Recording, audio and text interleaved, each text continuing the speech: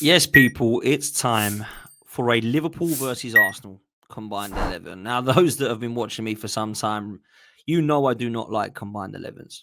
I can't stand it. You have to force people into positions they don't play in. Some people start changing formations. Some people start saying, I want these two forwards in, so now we're going to play four up top. For me, very, very difficult and frustrating. But I'll be honest, I'm going to keep this simple. I'm going to go with if everybody's fit, who has the best 11. And we're going to go by a combined 11 of if this was a Champions League final, who are you playing? That's what I'm going to go with. I'm not going with this whole like, oh, with 2 games in form, I've seen more from, Gyökeres or more from Ekatike or more from Florian Wirtz. I'm not going to do that in 2 games, right? These two have a brilliant squad and they are two of the favourites to win the Premier League. So let's do a combined 11 with everyone fit. Champions League finals tomorrow.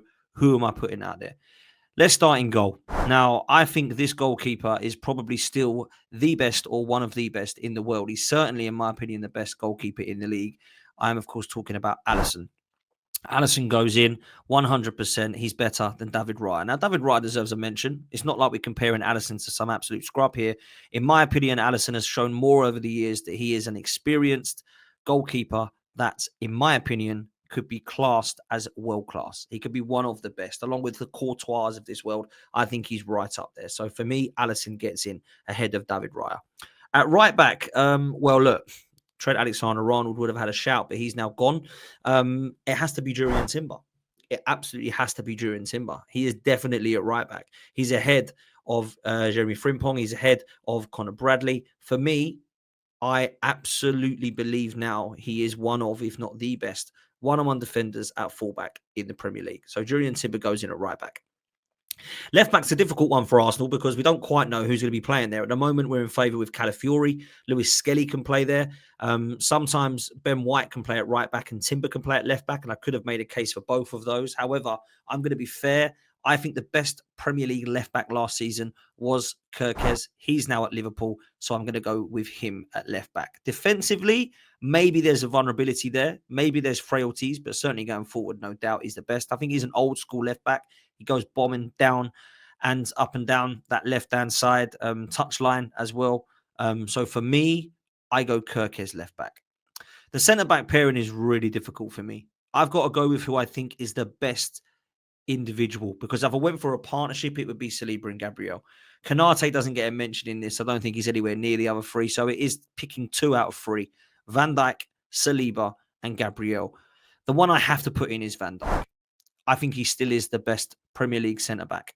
And I do think he's probably been the best Premier League centre-back for at least 7 years now, which is crazy, but it's true. He has to go in. So now people will say, well, who suits Van Dijk best? I'm not going to go with that. I'm going to go with who I think is the best all-round centre-half, Gabriel or Saliba. Now, I think Gabriel in the last 18 months has been better than Saliba. I think he's been immense from set pieces, offensively and defensively. I think he's without a doubt a brilliant defender, more aggressive, sort of a colossus of a defender as opposed to Saliba. But for me, the one I'm giving the nod to is William Saliba. I think he is a Rolls Royce of a defender. I absolutely love everything about him. And I think that if you look at the attributes of a 22, 23, 24-year-old, I don't think there's been one better since maybe Rio Ferdinand. We have to go back that long. I think Saliba's got everything to be a world-class centre-half if he isn't already. So that's my back line. We've obviously got Alisson in goal. We've got Timber at right back. We've got Kirkes at left back. We have Saliba and Van Dijk playing centre back. It's very harsh on Gabriel, but I am just going to go with Saliba and Van Dijk ahead of him. Then we move into midfield, and this one for me is quite difficult. Gravenberch has been fantastic. Zubimendi's come into the mix at Arsenal, but if it was me, I'm picking Declan Rice because he, for me, is one of the best midfielders in the Premier League. And I think in Europe, I think what he's done on the stage at Arsenal has been phenomenal. And although we haven't won anything yet, I think the games that he's turned up in have always been the big games. The Real Madrid free kicks will never be forgotten. His performance individually and as a team has been phenomenal. He's been playing in the 6 and the 8 for Arsenal. And I think he's just a brilliant midfielder. So he, for me, walks in. Alongside Declan Rice, I've gone with Alexis McAllister. I truly believe after Salah and Van Dijk, he's Liverpool's best player. I think he's so consistently good. I think he's gone under the radar how good of a signing that was. Literally, £34 million, and no one spoke about it. It was like, oh, Liverpool signed McAllister. And I'm sitting there raising my eyebrows like, how did they get him for 34 million? This is insane. Absolutely insane. So for me, I have to be honest and say that Rice and McAllister make up this midfield. And then we go to the attacking 10 role. Now, there could be some options here. Martin Odegaard has had a really good last couple of seasons for Arsenal up until the season just gone, where he was a lot quieter and a lot more out of form. We've got Eze, who's just literally been brought into the mix at Arsenal, and I think there's definitely a shout for him in the middle there. But the player I'm going with is Florian Wirtz. £116 million for a reason. I know he hasn't started and hit the world alight. We've set the world alight with Liverpool, but he's a top player. He's a phenomenal footballer. He's got unbelievable creativity, brilliant drive on the ball, quick with the ball, and I think he will be a hit with Liverpool. I just think you've got to give him a couple of weeks before we start to see that. So I've got to go with Florian Wirtz in the 10. So that's my midfield: Declan Rice, Alexis McAllister, and Florian Wirtz. Now we go to the front three. And this one's difficult, if I'm honest, because there's so many top players that you can even mention, Liverpool and Arsenal. I think the attack has definitely improved in both sides. And at the moment, as we speak, Mark Guehi and Isak are not Liverpool players, so they can't be selected. I think the obvious one is Salah on the right.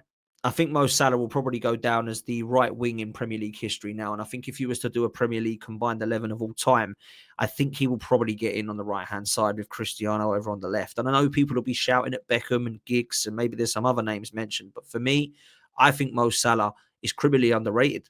7 years consistently putting up GA like he does. Mo Salah walks into this team. It would be absolutely criminal not to put him in. And I'm going to put Saka on the left. Now, people will say he doesn't play there. Trust me, he can play there, and he has played there. He's played there for club and country. He grew up playing on the left-hand side. He could easily play on the left for Arsenal. Absolutely could easily play on the left. If people really want to get funny about it, then I'm putting Eze in. But for me, Saka gets in on the left-hand side. Absolutely. There's no doubt about it. You can't put a combined 11 of Liverpool and Arsenal and leave out Saka. People are saying, oh, he doesn't really play there. Well, he can play there, can't he? Yeah. Salah can play in other positions. I put him left if you want and Saka right. I don't really care. These two players have to be in the side. So they are my wingers. Mo Salah on the right and Bukayo Saka on the left. Then we come to the centre forward position. And if I'm honest with you, if we were doing this on form in the first two games of the season, Ekitike would probably get it. He's got 3 and 3. He looks very good, aesthetically pleasing on the ball. I like that kind of striker. But overall, you cannot ignore Victor Gyökeres. The goals he scored in the last 2 seasons are absolutely incredible. 100 goals in 2 seasons. Ekitike hasn't got half of that, in my opinion, in the last 3. So for me, you need to look at what he is doing right now. 2 goals for Arsenal already in 2 games. Pre-season, he came in, didn't look fit, scored. He is a goal scorer. He's going to bag. And for me, it has to be Victor Gyökeres up top. So there we have it, people. And Arsenal and Liverpool combined 11. Let's go through the team in full. We have Alisson in goal. Superb goalkeeper. A right back of Jurrien Timber. Left back of Kirkes. We have a centre-back partnership of Virgil van Dijk and William Saliba. A back 5 there. Let's be real. If they were to be together, I don't think we'd concede many goals whatsoever. Then we go into midfield. We've got Declan Rice holding with Alexis McAllister, and then in the number 10 role, Florian Wirtz. You've got literally a superb balance in midfield there that would win titles. And then a front 3. Goals from Mo Salah on the right-hand side, goals from Bukayo Saka on the left-hand side, and through the middle, the bagsman, Victor Gyökeres up top as a striker. What an 11. Of course, I'm not going to leave you without going for the manager. We have to do a combined 11 players, but we have to include the manager as well.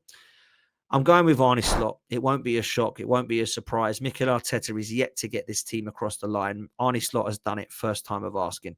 I think Arne Slot is an excellent manager. And in fact, I think he's improved a lot of Liverpool players that people haven't mentioned.